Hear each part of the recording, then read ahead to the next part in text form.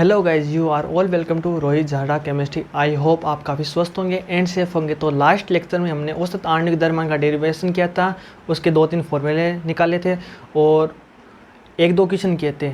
उसके आगे का अपन स्टार्ट करते हैं। उसके आगे का नेक्स्ट टॉपिक है अपना स्टाइक्रोमेट्री, मतलब रस समीकरण मिति। नेक्स्ट टॉपिक अपना रस समीकरण मिति।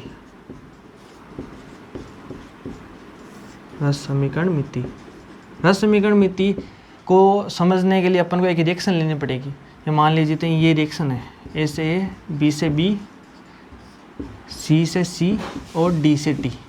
इसमें ए, जो कैपिटल ए और बी है, उसको तो अपन बोलते हैं अभिकारक। अभिकारक। और जो कैपिटल सी और डी है, उसको बोलते हैं अपन उत्पाद।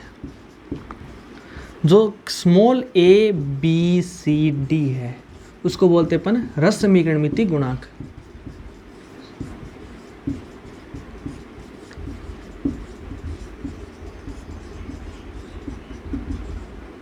मान लीजिए कि अपने पास एक कंटेनर है, ठीक है, उसके अंदर एक रिएक्शन हो रही है ए से बी, ठीक है। तो जो अपना कंटेनर है, उसके अंदर अभिकारक और उत्पाद कितनी मात्रा में लिए गए हैं वो रस समीकरण मिति डिसाइड नहीं करती। और उसके गुणांक बराबर हो भी सकते हैं और नहीं भी, दोनों पॉसिबिलिटी है उसकी। तो जो ये कंटेनर है अपना, उसमें ए से बी एक रिएक्शन हो रही है, ठीक है। उसके अंदर जो अभिकारक और उत्पाद है, उसकी कितनी मात्रा ली गई है वो ये डिसाइड नहीं करती रस समीकरण मिति गुणांक। पर ये जो रिएक्शन हो रही है, इसमें प्रोडक्ट किस अनुपात में बनेगा वो रस समीकरण मिति डिसाइड करती है, ठीक है। तो इसको एक एग्जांपल से समझते हैं कि अपने पास नाइट्रोजन गैस है, ठीक है। उसकी अपन हाइड्रोजन से रिएक्शन कराते हैं तो 2 मोल NH3 बनता है, मतलब 2 मोल अमोनिया बनती है। तो ये 1:3 से 2, मतलब कि नाइट्रोजन के 1 मोल और हाइड्रोजन के 3 मोल लेने पर 2 मोल अमोनिया बन रही है, ठीक है। इसका मतलब क्या है कि मैंने क्या बोला कि नाइट्रोजन और हाइड्रोजन की कितनी क्वांटिटी ली गई है वो मैटर नहीं करती। वो रस समीकरण मिति गुणांक नहीं बताते कि आपने कितनी क्वांटिटी ली है, पर जो प्रोडक्ट बनेगा, जो अमोनिया बन रहा है ना, वो रस समीकरण मिति गुणांकों के आधार पर ही बनेंगे, ठीक है। जैसे मान लो 2 6 है तो ये कितना 4 बनेगा। तो मतलब कि जो रिएक्शन होगी ना वो 1:3 में ही रिएक्शन होगी।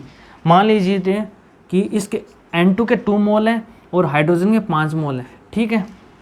तो अब ये कितना बनेगा, ठीक है। तो यहाँ पे मतलब कि नाइट्रोजन और हाइड्रोजन में कौन सा ज़्यादा है कौन सा कम है वो डिसाइड करना पड़ेगा।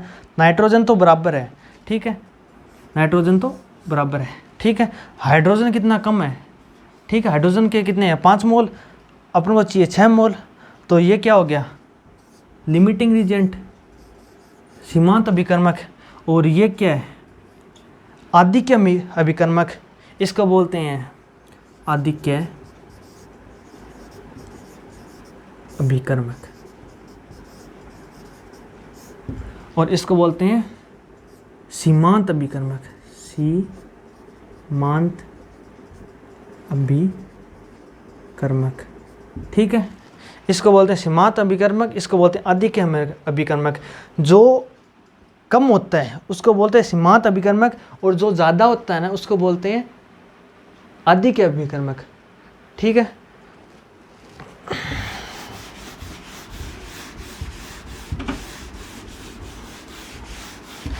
तो अपन डेफिनेशन लिख लेते हैं।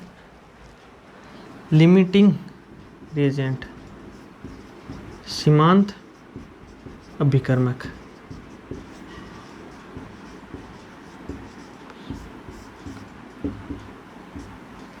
सीमांत अभिकर्मक, सीमांत अभिकर्मक क्या है कि वह अभिकर्मक जो रिएक्शन में सीमांत मात्रा में हो, सीमांत मात्रा में हो, उसे अपन कहते हैं लिमिटिंग, ठीक है। पहला पॉइंट। यह रिएक्शन में पूर्णतया ख़त्म हो जाता है, ख़त्म हो जाता है। इसका अगला पॉइंट है कि लिमिटिंग रिएजेंट उत्पाद की कितनी मात्रा बनेगी यह डिसाइड करता है, कितनी मात्रा बनेगी यह निर्धारित करता है।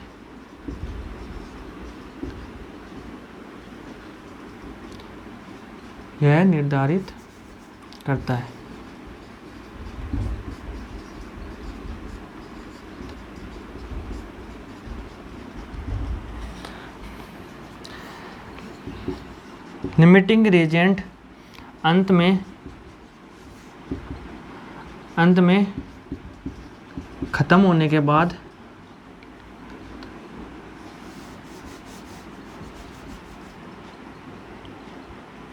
तीसरा पॉइंट, सीमांत अभिकर्मक के ख़त्म होते ही रिएक्शन पूर्णतया रुक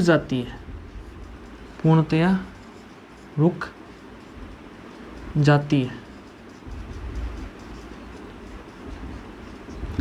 अब बात करते हैं अपन आधिक्य अभिकर्मक की। आधिक्य अभिकर्मक वो होता है जो सबसे ज़्यादा होता है, जो लिमिटिंग रिएजेंट के ख़त्म होने के बाद बच जाता है। तो चलिए इसकी डेफिनेशन लिखते हैं। आधिक्य अभिकर्मक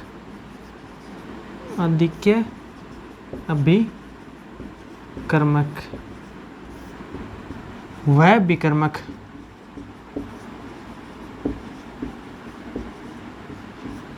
जो रिएक्शन में अधिक मात्रा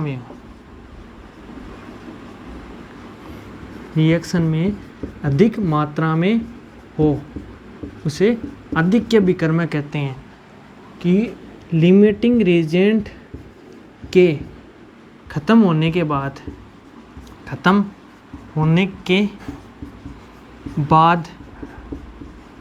जो बच जाता है उसे आधिक्य अभिकर्मक कहते हैं। ठीक है। लिमिटिंग रिएजेंट मीन्स सीमांत अभिकर्मक।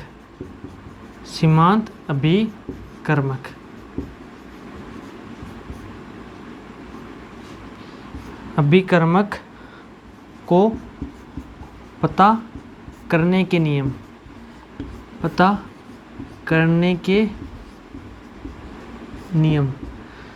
तो अपन का नेक्स्ट टॉपिक है कि लिमिटिंग रिएजेंट जो है ना उसको पता कैसे करें। वैसे अपन एक दो क्वेश्चन या मतलब कि थोड़ी सी प्रैक्टिस हो जाएगी तो ऑटोमेटिकली अपन मतलब कि सीधे ही आंसर कर देंगे कि लिमिटिंग रिएजेंट ये है। पर अब मैं स्टेप लिखा देता हूँ क्योंकि कुछ बच्चे होते हैं ना कि वो बोलते हैं कि सर स्टेप नहीं लिखा है, तो स्टेप लिखा देते हैं। तो चलिए अपन स्टेप लिखते हैं। फिर पहला स्टेप है अपन का स्टेप नंबर फर्स्ट, रिएक्शन को संतुलित करें।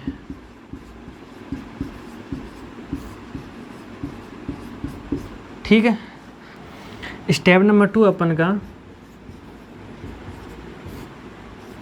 प्रत्येक अभिकर्मक के मोल ज्ञात करें। प्रत्येक अभिकर्मक के मोल ज्ञात करें।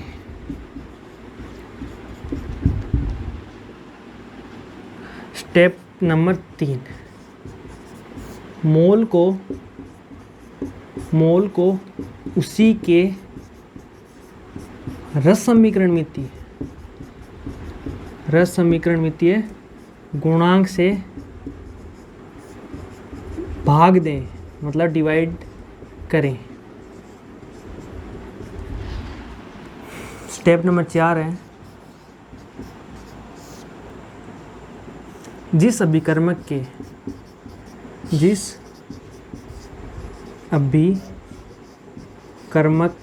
के मोल बट्टा स्टोइकोमेट्री कोफिशिएंट का मान न्यूनतम होगा, का मान न्यूनतम होगा, वही लिमिटिंग रीजेंट होगा, वही लिमिटिंग रीजेंट होगा। लिमिटिंग रीजेंट सीमांत अभिकर्मक को पता करने के नियम। पहला स्टेप है कि रिएक्शन को संतुलित करेंगे। क्यों करेंगे? क्योंकि रिएक्शन को संतुलित करना बहुत ज़रूरी है। इसलिए ज़रूरी है क्योंकि उत्पाद किस मात्रा में बनेंगे यही डिसाइड करेगी कि उसके कोफिशिएंट डिसाइड करेंगे। ठीक है, तो पहला स्टेप अपन को याद रखना है कि रिएक्शन संतुलित होनी चाहिए। दूसरा स्टेप है कि अभिकारक के जितने भी अभिकारक हैं ना अपने पास, उसके मोल ज्ञात कर लेंगे। ठीक है, और मोल में स्टोइकोमेट्री का भाग दे देंगे, स्टोइकोमेट्रिक कोफिशिएंट है ना उसका भाग दे देंगे। ठीक है, जो कम होगा, मतलब जिसका मान कम होगा वही लिमिटिंग रीजेंट होगा अपना। ठीक है, तो चलिए अपन एक एग्जांपल से समझते हैं इसको। तो चलिए एक रिएक्शन लेते हैं।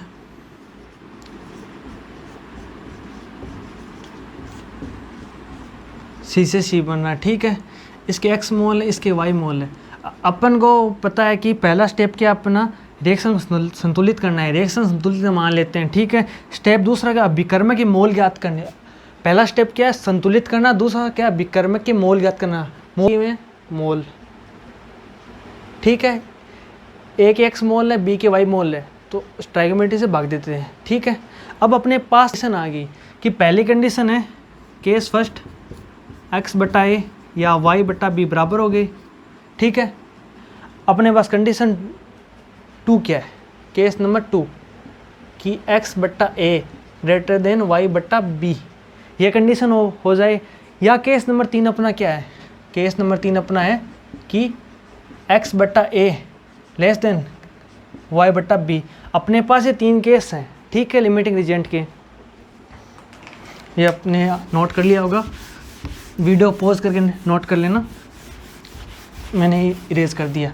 ठीक है, तो ये जब दोनों बराबर है ना तो कोई भी लिमिटिंग रीजेंट नहीं है, कोई भी आदि के अभिकर्मक नहीं है, तो A and B limiting reagent भी नहीं है, आदि के अभिकर्मक नहीं है। ठीक है, तो अब इस कंडीशन में क्या है, केस नंबर 2 अपने पास क्या है कि x by A greater than y बटा बी, तो y मोल किसके हैं, b के, तो मतलब कि b क्या है लिमिटिंग रीजेंट और a क्या है आदि के अभिकर्मक। केस नंबर 3 में ये उल्टा हो जाएगा, उसका a क्या है लिमिटिंग रीजेंट, b क्या है एग्जिस्टिंग रीजेंट। तो अपन ने देखा कि अपने पास एक रिएक्शन दी हुई है। ठीक है, x और y उसके मोल है, a और b x और y मोल है। ठीक है, उसको रस समीकरण विधि से भाग देने पर जो क्वांटिटी छोटी आती है उसी लिमिटिंग रीजेंट कहते हैं। ठीक है, तो चलिए एक एग्जांपल लेते हैं। एग्जांपल कि a प्लस b से बन रहा है c। ठीक है, अपने पास a है, b है। ठीक है, उसमें से ये t बराबर 0 टाइम के ऊपर है, t बराबर t टाइम के ऊपर मान ले से इसमें से x गया, b में से भी x गया, और y का कितना मोल बनेगा, मतलब दोनों में से x कम हुआ ना, तो वहाँ पे भी x ही बनेगा। मान लेते हैं कि ये रिएक्शन संतुलित है। ठीक है, एग्जांपल लेते हैं कि a प्लस 2b से बन रहा है 3c प्लस 4d। t बराबर 0 टाइम पे इसकी a क्वांटिटी है, t बराबर 0 टाइम पे इसकी a0 क्वांटिटी है, इसकी भी a0 क्वांटिटी है। ठीक है, t बराबर t टाइम पे इसमें से मान लो x गया, तो b का कितना जाएगा 2x, क्योंकि इसका कोफिशिएंट कितना है 2, तो 2x जाएगा, और ये बनेगा कितना 3x, और ये बनेगा 4x। ठीक है, चलिए नेक्स्ट एग्जांपल लेते हैं कि 2a से बन रहा है 3b प्लस 5c। t बराबर 0 टाइम पे इसके a0 मोल है। ठीक है, t बराबर t पर a0 माइनस का x मोल जा रहा है। ठीक है, तो t बराबर t टाइम के ऊपर b और c के क्या क्या मोल बनेंगे, इसके बनेंगे 3x और इसके बनेंगे 5x, पर इस बार क्या इसका कोफिशिएंट 2 है ना, तो ये डिवाइड बाई यहाँ पे मोल में 2 भी होगा। क्यों होगा कि ये इसलिए होगा क्योंकि इसका कोफिशिएंट 2 है ना। यहाँ पे देख रहे हो यहाँ पे 1 है तो यहाँ पे डिवाइड बाई 1 आ रहा था, यहाँ पे 1 है यहाँ तो भी डिवाइड बाई 1 आ रहा था। तो एक इक्वेशन लेते हैं, ए से ए बन रहा है बी से बी प्लस सी से C. T is equal to 0 time के इसकी ए 0 है, T is equal to T time के इसमें से एक्स गया, तो ये बनेगा कितना b इंटू एक्स, क्योंकि इसका b कोफिशिएंट b है तो ये मल्टीप्लाई हो जाएगा और डिवाइड बाई क्या हो जाएगा a, ये हो जाएगा सी एक्स डिवाइड बाई ए। ये अपन को याद रखना है, ठीक है। चलिए इक्वेशन से समझते हैं।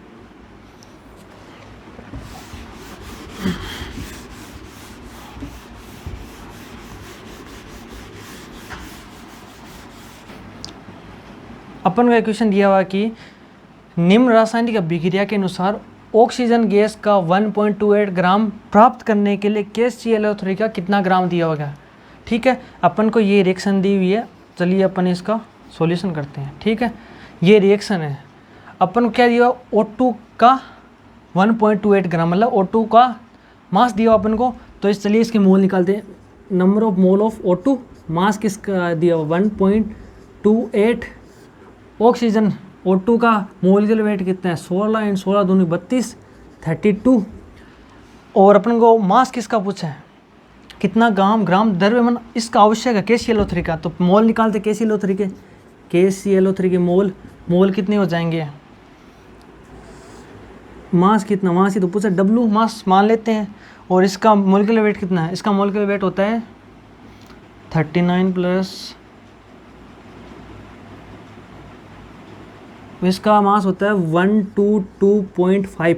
तो मतलब मोल इक्वल होंगे क्योंकि रस में मितीय गुणांक भी इक्वल हैं, तो मोल दोनों इक्वल कर देंगे। तो W is equal to 122.5 is equal to 1.28 divide by 32। यहाँ से अपन W फाइंड कर लेंगे, ठीक है। तो आई होप आपको लेक्चर काफ़ी पसंद आया होगा। तो मैंने लेक्चर नंबर 1 2 3 4 की लिंक डिस्क्रिप्शन में दे दी है, कृपया जाके वहाँ पे देख लेना। और जो भी डाउट हो कमेंट बॉक्स में डाल देना, मैं आपके कमेंट का रिप्लाई कर दूँगा। और कुछ भी पूछना हो तो कमेंट बॉक्स में लिख देना। Thank you so much guys.